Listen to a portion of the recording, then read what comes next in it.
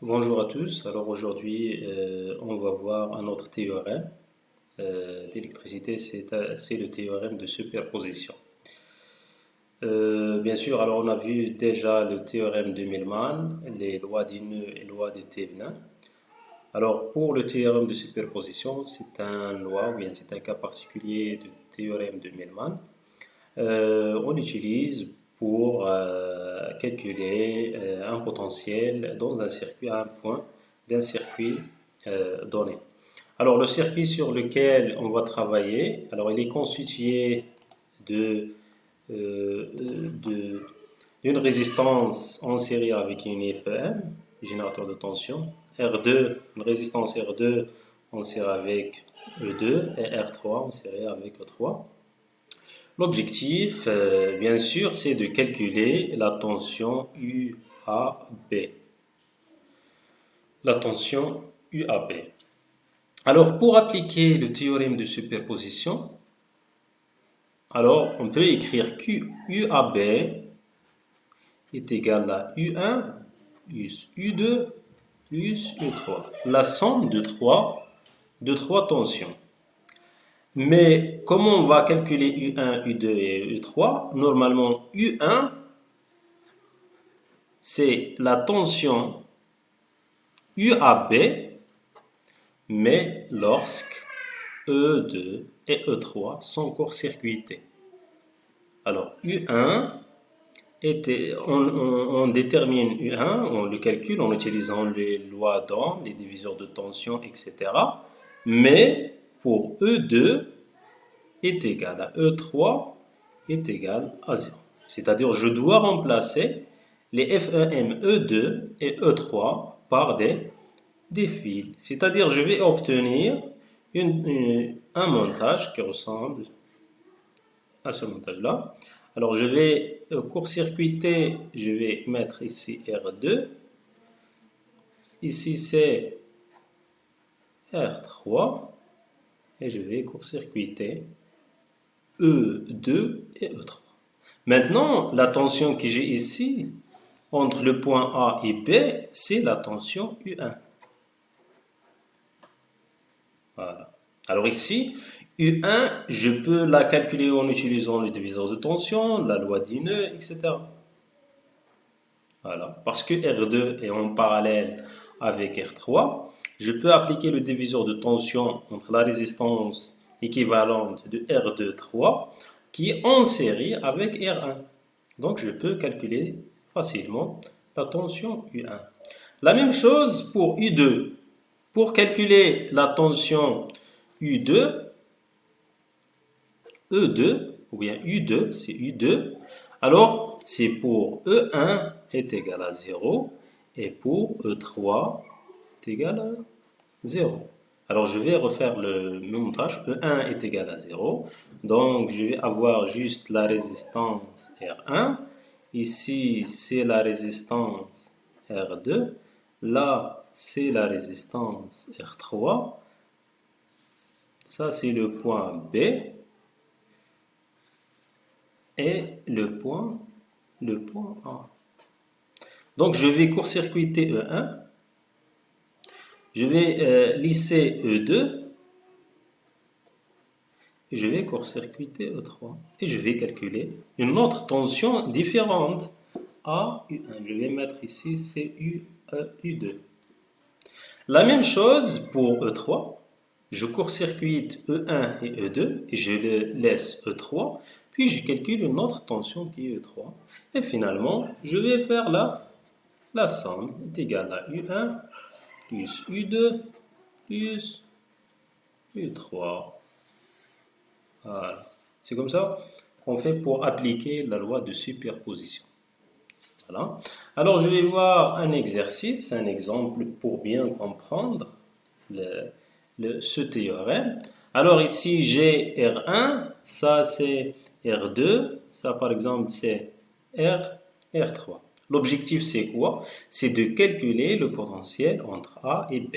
Alors, qu'est-ce que je vais faire? Je vais calculer une tension UAB lorsque E2 est court-circuité. Donc, je vais tracer, première étape. Je vais tracer tout d'abord le circuit. Ça, c'est R1. Ça, c'est E1. Voilà. Ça, c'est R3. Et R2. Voilà. J'ai court-circuité ici E2. Voilà. Et je vais calculer cette tension. C'est la tension quoi? U1. Alors ça, c'est R2. Alors comment on va procéder pour calculer U1? Alors on a plusieurs méthodes. Soit je vais calculer la résistance équivalente de R1, R3, R2 pour calculer le courant. Puis je vais multiplier ce courant à la résistance équivalente. Et pour calculer U1, ou bien je peux appliquer directement le diviseur de tension. U1 se divise entre R1 et la résistance équivalente R2 et R3. Donc je peux écrire que U1 est égal à combien? À E1 fois R2 en parallèle avec R3 sur la somme. R1 plus R2 en parallèle avec R3. Voilà. Alors ici, j'ai calculé la tension U1. C'est la tension UAB lorsque E2 est court-circuité. Maintenant, le U calculé, alors R2, j'ai des valeurs ici, je peux directement faire le calcul. Voilà. La deuxième, c'est calculer U2. Alors, je vais court-circuiter maintenant E1 et je vais laisser E2. Voilà. Alors, je vais tracer à nouveau le schéma pour voir. Ça, c'est R1. Je vais court-circuiter E1. Ça, c'est la résistance R3. Ça, c'est la résistance R2 avec la FEM E2. Ça, c'est le point B.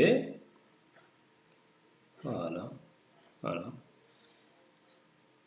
Et ça, c'est le point A.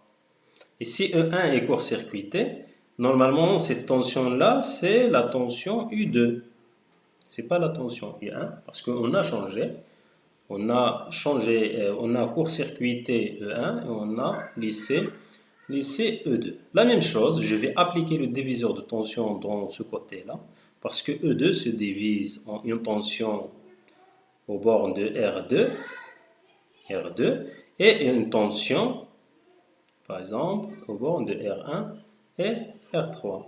Donc, je vais écrire que ça, c'est le courant. Donc, je peux écrire que U2 est égal à E2 fois R1 en parallèle avec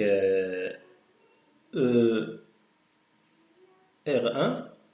Alors E2 est égal à E fois R1 en parallèle avec R3 sur R2 plus R1 en parallèle avec R3.